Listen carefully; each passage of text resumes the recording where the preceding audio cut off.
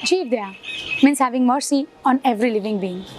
As we're gifted with this beautiful life, all of us, we should take our responsibilities and give something in return. And that is taking care of all the wonderful creations by our Mother Nature.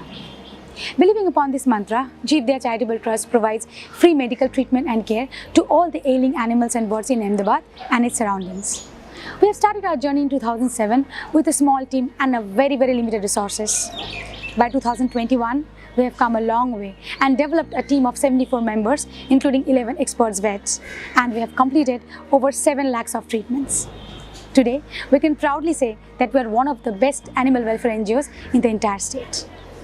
Today, me, Momita, I would like to give you a tour of our facility. So please come and join me.